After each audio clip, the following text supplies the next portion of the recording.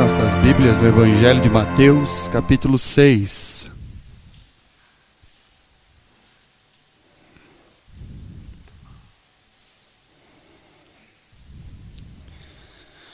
Versículo 19. Não acumuleis para vós outros tesouros sobre a terra, onde a traça e a ferrugem corrói, onde os ladrões escavam e roubam.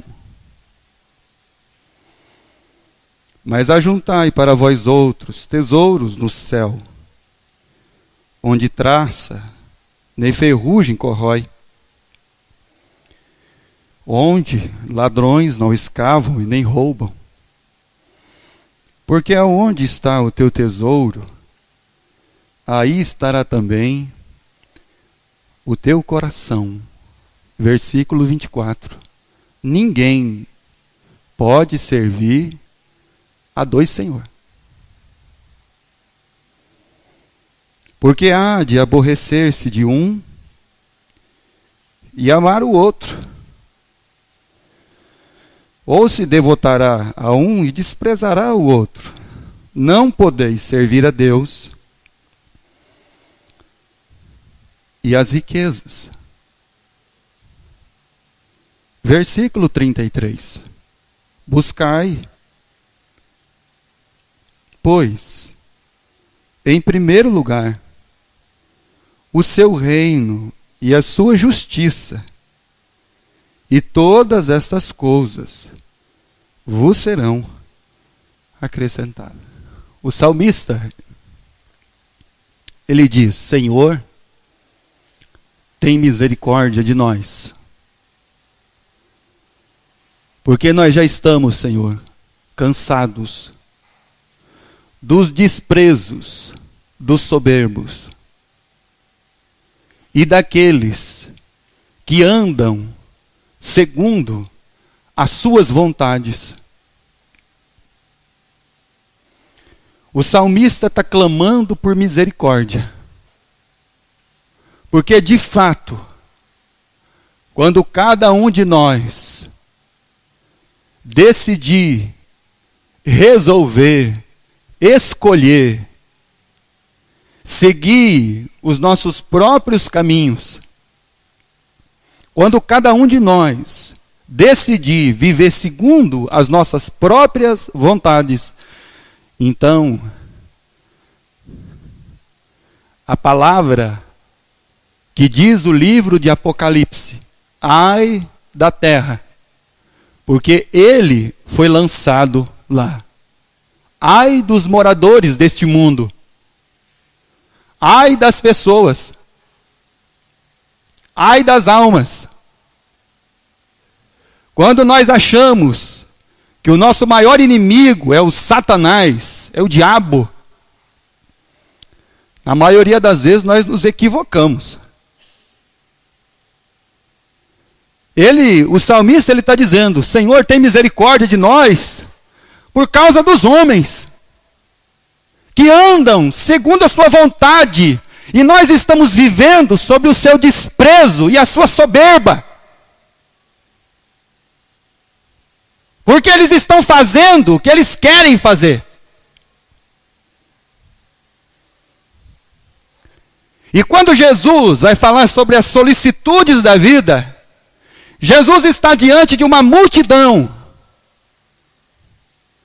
Ele começou no capítulo 5, vai encerrar no capítulo 7, e a multidão está ouvindo Jesus. E Jesus está falando para cada um aquilo que eles têm dentro do seu coração. Que de fato, muito pouco daquela multidão estava de fato interessado em aprender alguma coisa do reino de Deus. A maioria deles estava interessada em algo. Então eu quero dizer uma coisa para você. Que se você ainda entende culto igreja como algo que você vem porque você está interessado em alguma coisa, em alguém, em algo, em alguma coisa que seja, qualquer coisa que seja. Então eu vou dizer para você, é bem provável que vai passar um tempo e você nunca mais vai aparecer aqui. Porque de fato Deus não está aí para fazer as nossas vontades. Deus não está aí para dizer sim aos nossos projetos humanos, a lucubração da nossa mente, os planos que nós temos. Você precisa entender uma coisa, que cada um de nós, o dia que escolher viver pela vontade própria, nós vamos nos tornar os piores pessoas do mundo.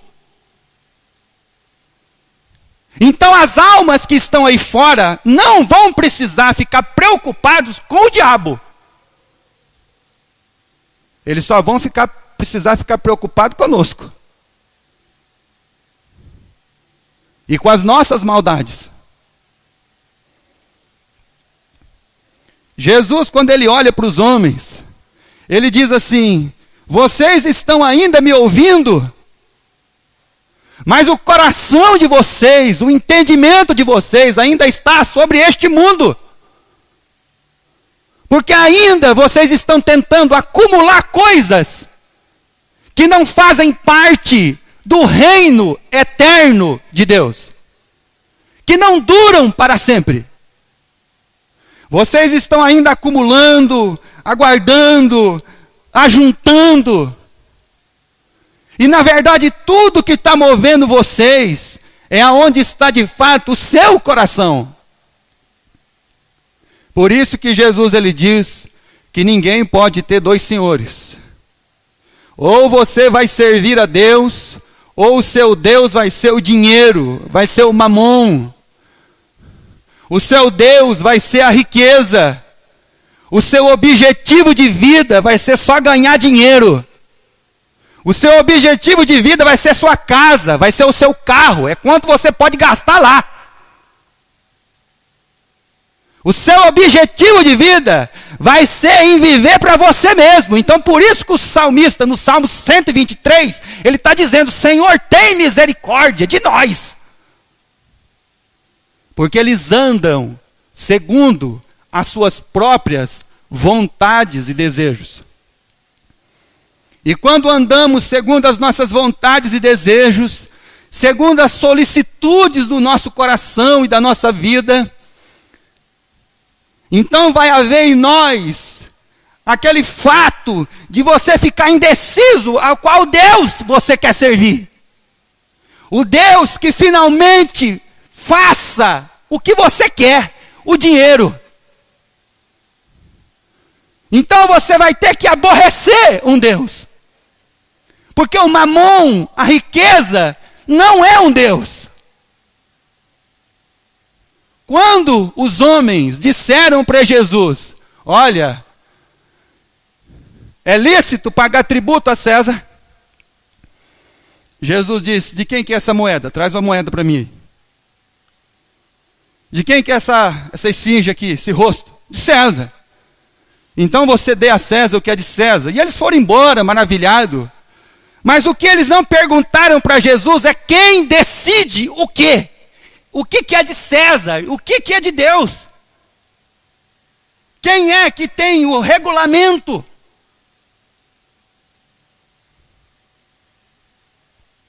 O que é de quem?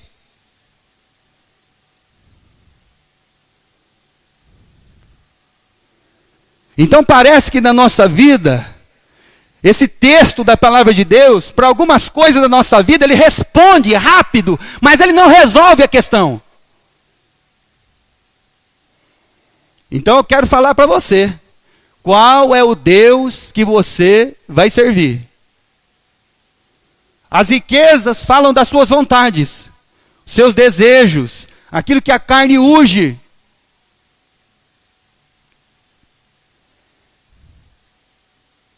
A Bíblia diz que é Deus quem faz todas as coisas. Que é Deus quem edifica, que é Deus quem guarda, que é Deus que dá força para você trabalhar. Então você vive do trabalho, você não vive para o trabalho. Tem gente que a vida dele é pro trabalho. Para a casa, pro carro. Não é para o reino.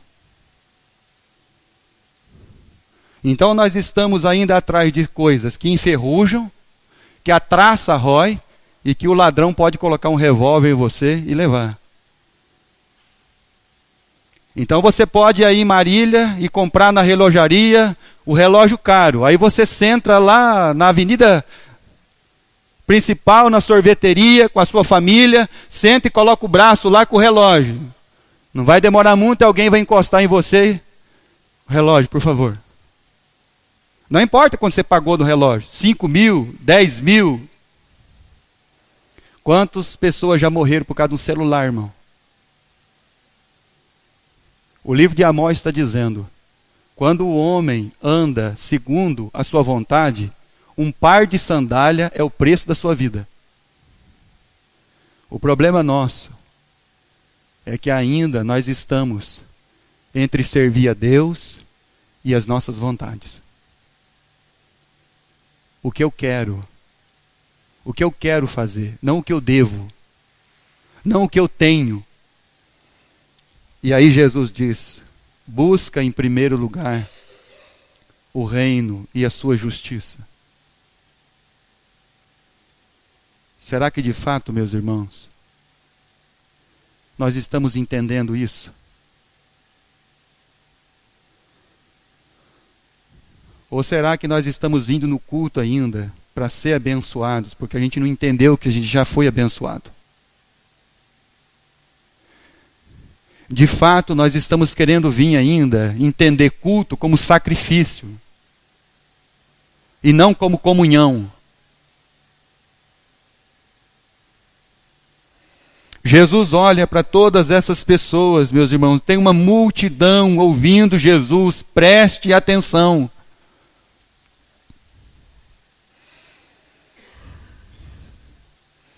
Infelizmente, nossas vidas ainda estão sendo pautadas pelas nossas vontades. Então Jesus ele diz, quando você resolver viver pelas suas vontades, você vai aborrecer a Deus.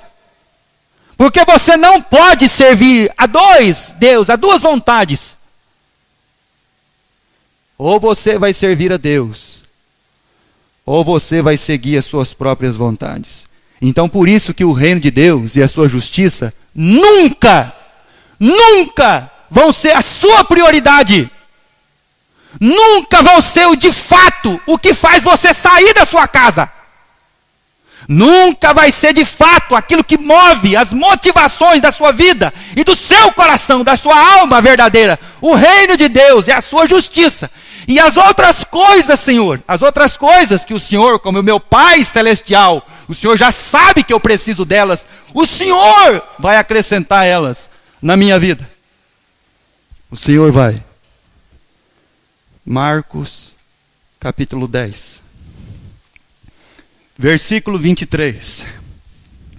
Então Jesus, olhando ao redor, disse aos seus discípulos, quão dificilmente entrarão no reino de Deus os que têm riqueza.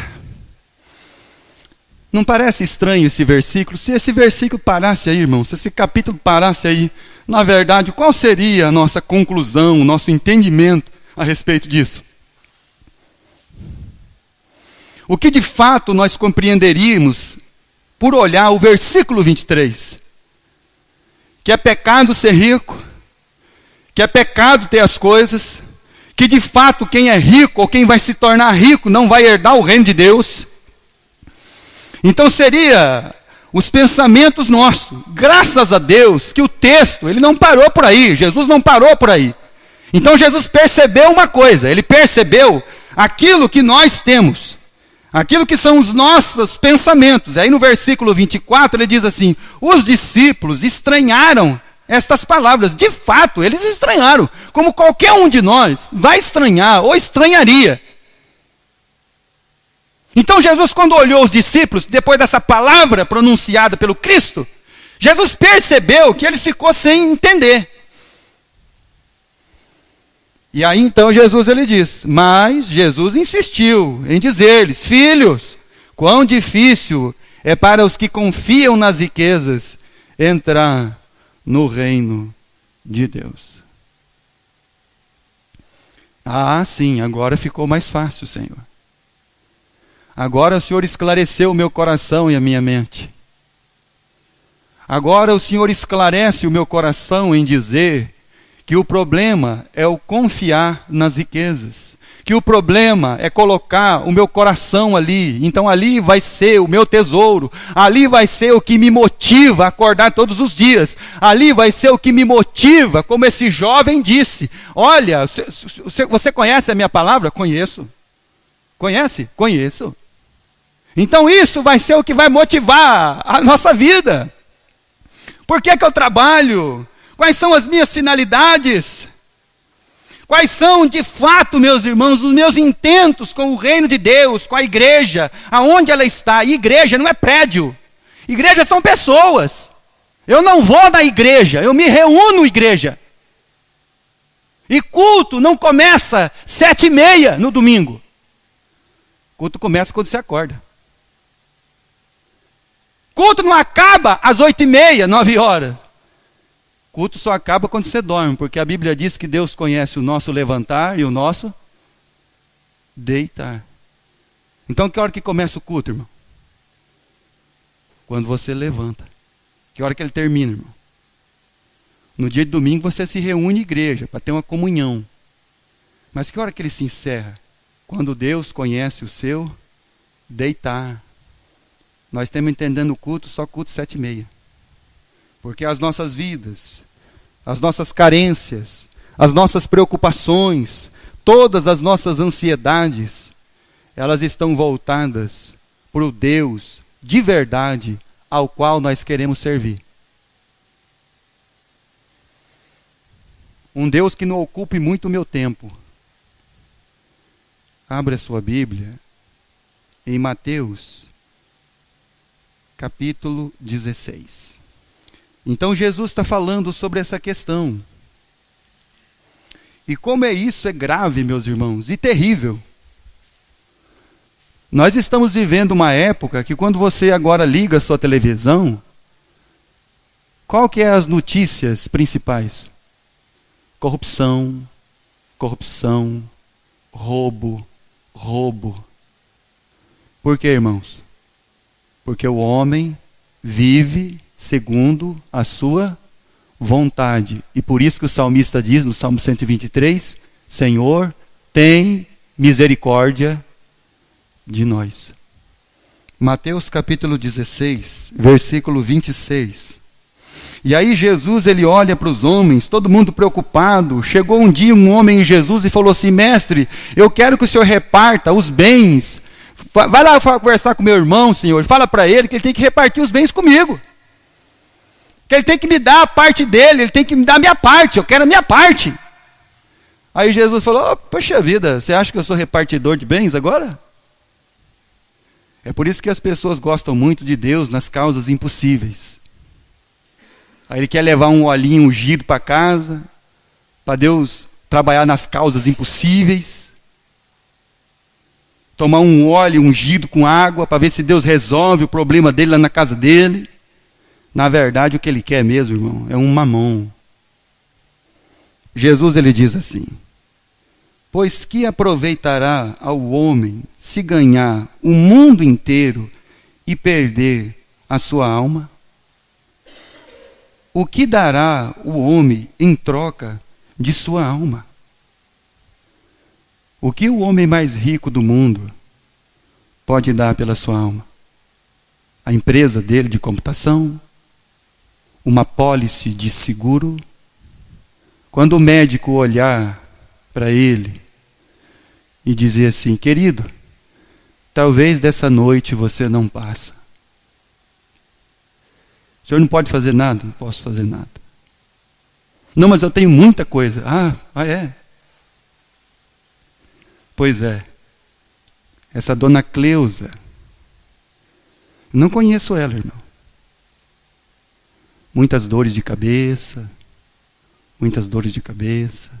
5 filhos, no médico. Médico, senta aqui, dona Cleusa. Então, dona Cleusa, é bem provável que a senhora não passe de hoje. E o que você vai fazer com as suas coisas acumuladas? Com o tempo gasto da sua vida? O que você vai fazer? O que você vai dar? Suas competências? Você já parou para pensar que Lucas foi a maior decepção da sua família? Porque um médico atrás de um homem que vivia mais preso do que livre, Jesus, ele diz: o que ele dará pela sua alma? O que ele pode dar? Nada. 1 Timóteo, capítulo 6.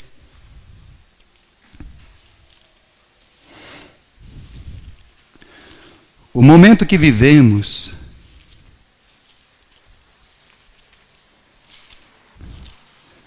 e aí quando o pastor prega a palavra de Deus, a pessoa diz assim: poxa, o pastor acho que não quer que a gente fique rico.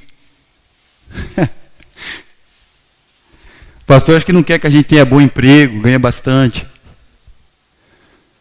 De fato eu não quero mesmo não. Porque de fato eu quero ver o seu rosto aqui. Pouco vai me importar quanto você vai ganhar. Quanto que o seu filho vai ganhar. O quanto nas competências dele você vai investir. Para que ele ganhe muito. 1 Timóteo capítulo 6, versículo 9. Ora, os que querem, de fato, ficar rico, eles caem em tentação, em cilada, muitas concupiscências insensatas, perniciosas, as quais afogam os homens na ruína e na perdição. Aqueles que outrora estavam frequentando os melhores restaurantes, as melhores casas noturnas, os melhores hotéis, os melhores automóveis, as melhores férias, hoje estão atrás das grades. Por causa do desejo, a loucura, a insensatez, que pelo fato do quanto já ganham, ser insuficiente. Uma mala de dinheiro.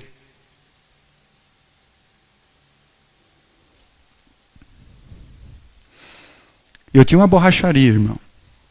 Bem simplesinha. Pensa na mais simples que possa ser.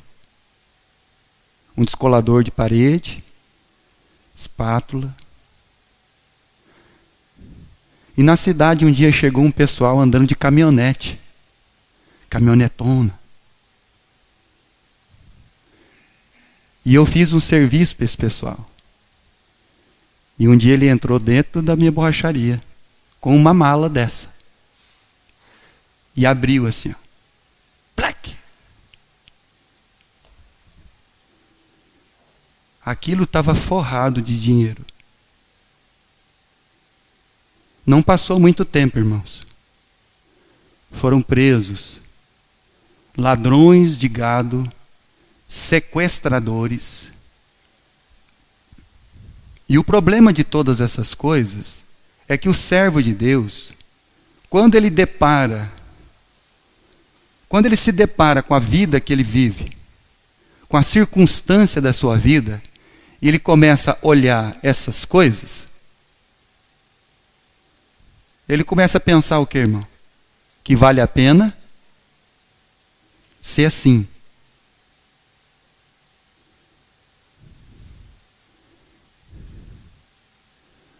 Que vale a pena a mentira, a ganância, o desejo insaciável.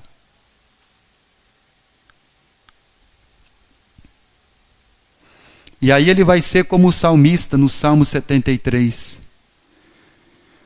O ímpio não fica doente, mas lá em casa o povo está doente, tomando antibiótico, com tosse. A casa do ímpio é grande, os filhos dele não ficam doentes, mas os meus ficam. Os meus boi morrem, o dele não. E ele começa a ver todas essas coisas. E aí, lá no Salmo 73, ele chega na conclusão que é inútil servir a Deus. Que não vale a pena. Porque dá uma impressão que a mentira e toda a maldade, ela vai prevalecer. E de fato não vai. Porque os homens ímpios, eles vão de mal a pior, diz a palavra de Deus. Versículo 17. Aliás, versículo 10. Nós lemos só o 9. Porque o amor do dinheiro é a raiz de todos os males. E alguns nessa cobiça se desviaram da fé e a si mesmos se atormentaram com muitas dores. Então por que nós não somos fiéis a Deus? Porque a gente tem que ser fiel lá em casa, né, irmão? A gente tem que ser fiel com o nosso automóvel. Mas com Deus a gente pode deixar para lá.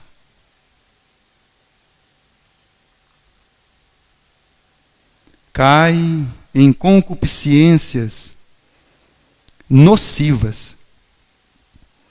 E por fim, se atormentam com muitas dores.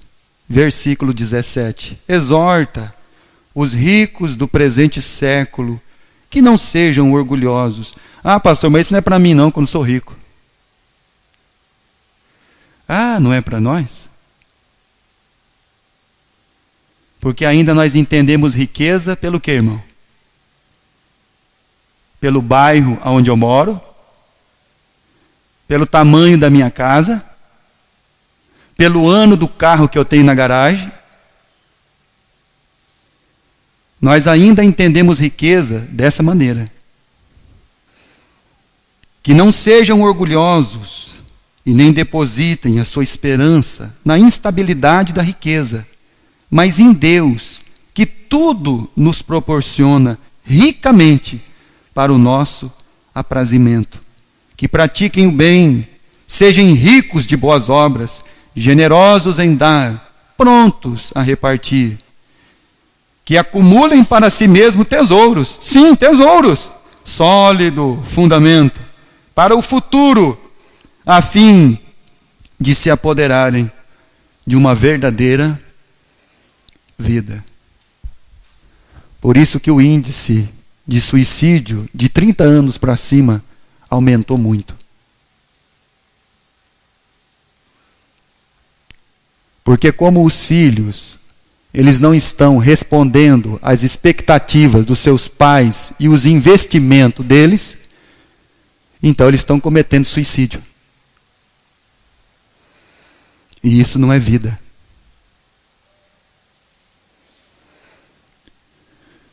Por isso que Jesus ele diz: busca em primeiro lugar o reino e a sua justiça. Mas isso para nós é muito difícil, irmão.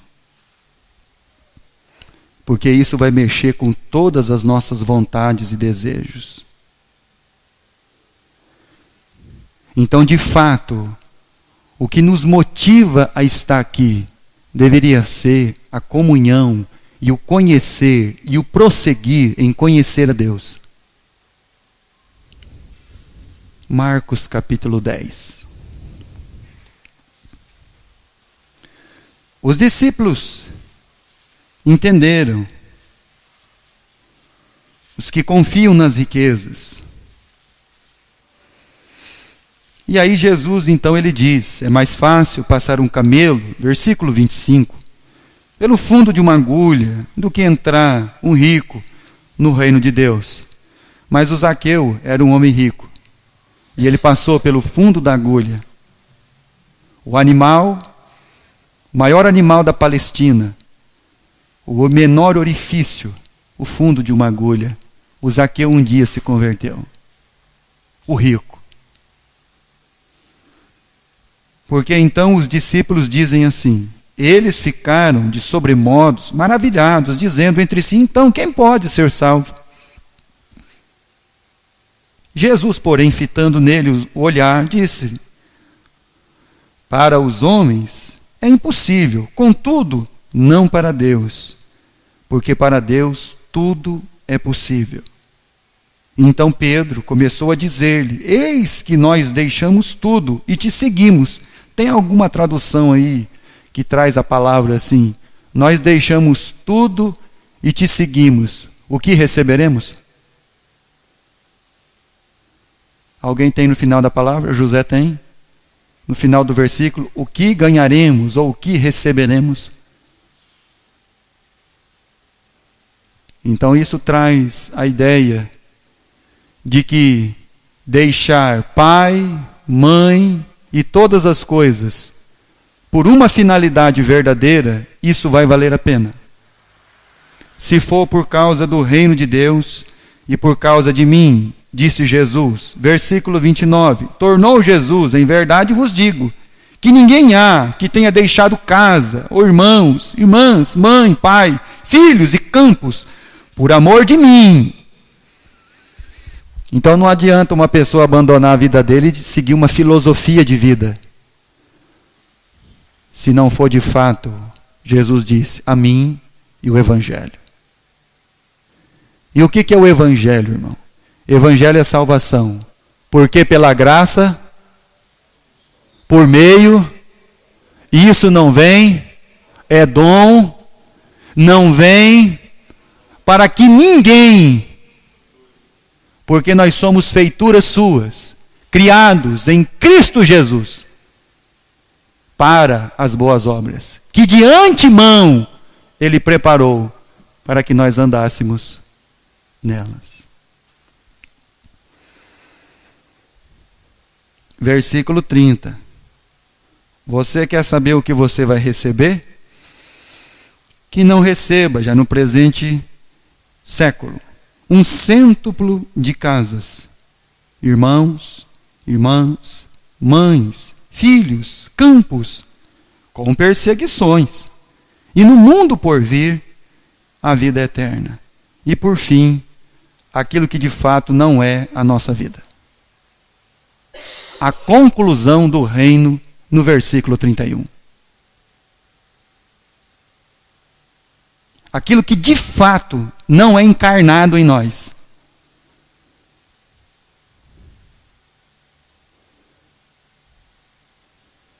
Porém, muitos primeiros serão os últimos. Porque a gente quer ser sempre o primeiro. E os últimos serão os primeiros. Que de fato, meus irmãos, o reino de Deus, por isso que Jesus ele diz, buscai em primeiro lugar o reino e a sua justiça. Então todo filho de Deus entenderia que sendo o último, ele vai ser o quê?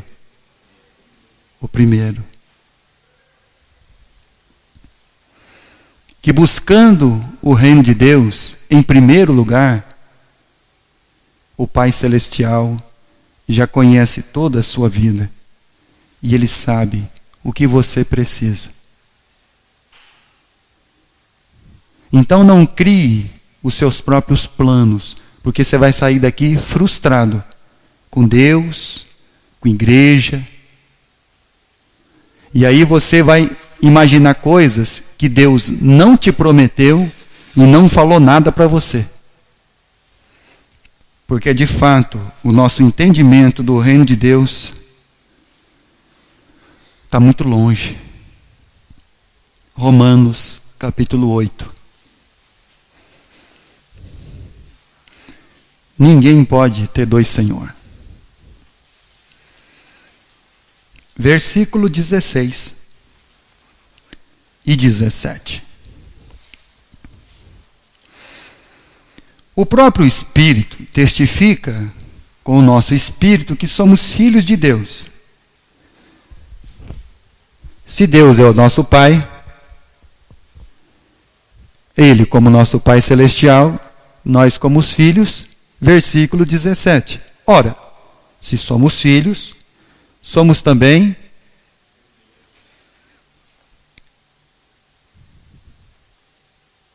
Abraão viveu na terra de Canaã.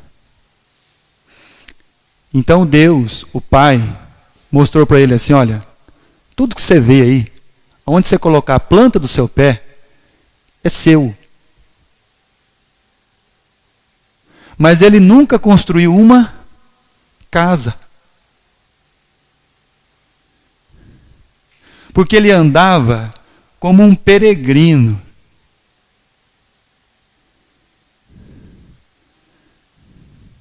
O dia que a esposa morreu, ele foi comprar um campo que pertencia a ele mesmo. O campo de Macpela. Então, o apóstolo Paulo diz assim, entristecidos, mas não abatidos. Vivendo como nada tendo, mas possuindo tudo. Se você é um filho de Deus, entenda uma coisa, por favor. Você já é herdeiro do Pai Celestial. Então não existe uma pessoa mais rica do que você. É que tudo ainda nós entendemos pelaquilo que vemos e sentimos, e não por aquilo que de fato deveria estar em nós. Herdeiros de Deus, co-herdeiros com Cristo, se com Ele sofremos, para que também com Ele sejamos glorificados. A avaliação do reino é diferente deste mundo. Por isso que Jesus ele diz, para que vocês não vivam ociosos e segundo as suas vontades, busquem em primeiro lugar o reino de Deus e a sua justiça. Ninguém pode servir a dois senhores. Porque você vai ter que desprezar um. E de fato, muitas vezes a nossa escolha tem sido desprezar a Deus. Então, eu prefiro o emprego que Deus. Eu prefiro a minha vontade que Deus. Eu prefiro o carro que Deus. Eu prefiro os meus desejos do que Deus. Buscar em primeiro lugar o reino. Não vai adiantar nada ter muita coisa e não ter nada.